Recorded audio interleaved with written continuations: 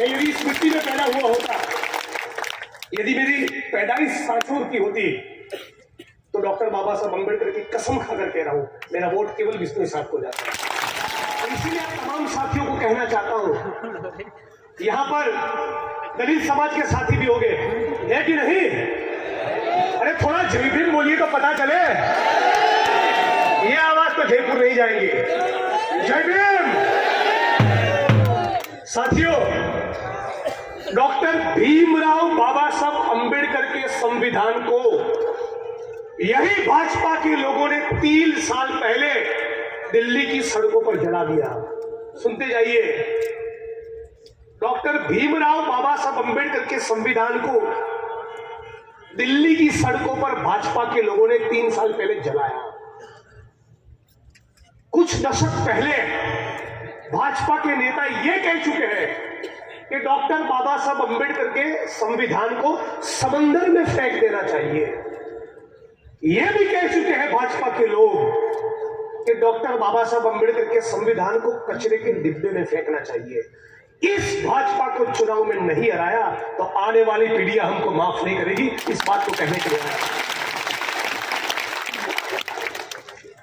जिनको संविधान से नफरत है, जिनको संविधान से नफरत है, जिनको डॉक्टर भीमराव बाबा साहब अम्बेडकर से नफरत है, उनके पाले में एक वोट भी गया, उसका मतलब यह है कि हम बेवकूफी की बात कर रहे हैं। इस बात को समझ लीजिए। सांचौर के तमाम दलित समाज के साथियों, तमाम युवा साथियों को कहना चाहता हूं, जिग्नेश मेवाड़ी ने सांचौर से पर्चा भरा हो और कितना वोट देंगे, उससे एक कम वोट मुझे बिश्नोई साहब के लिए नहीं चाहिए।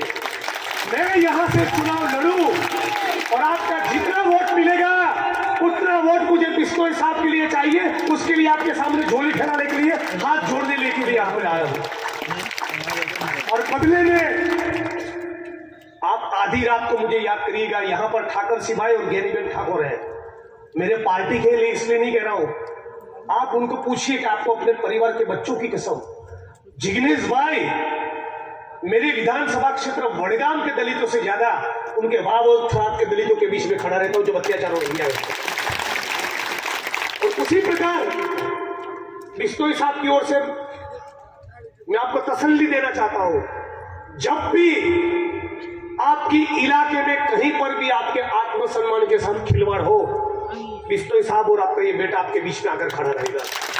कारण ये है, राजस्थान का तो ये रिवाज है, एक बार कांग्रेस, एक बार भाजपा, एक बार कांग्रेस, एक बार भाजपा। इस बार राज नहीं, रिवाज बदलने जा रहा है, रिवाज। और इसका कारण ये है कि डॉक्टर भीमराव बाबा साहब अम्बेडकर का जो संविधान है, और उस संविधान के अंदर एक कल्याणकारी राज्य के निर्माण की बात की गई।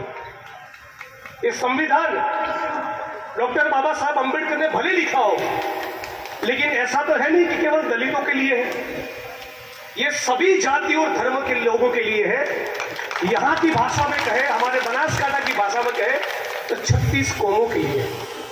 और इसीलिए बाबा साहब के संविधान में जो कल्याणकारी राज्य की कल्पना की गई, और उस कल्याणकारी राज्य की स्थापना के लिए अशोक गहलोत साहब ने अनगिनत कल्याणकारी योजनाओं को लेकर आए हैं। साहब कह रहे हैं तो जीवन का आखिरी चुनाव है, तो अब तमाम लोगों का कर्तव्य बनता है। बिश्नोई साहब पहले बोलते थे हम भी राशन कार्ड यहां बनवा देते। भाई हमको भी आनंद मिलता कि आपके जैसे अद्भुत व्यक्तित्व को हमारा वोट दिया। मैं यदि इस मिट्टी में पैदा हुआ होता, यदि मेरी पैदाइश सांचौर की होती, तो डॉक्टर बाबा साहब अम्बेडकर की कसम खाकर कह रहा हूं, मेरा वोट केवल बिश्नोई साहब को जाता है।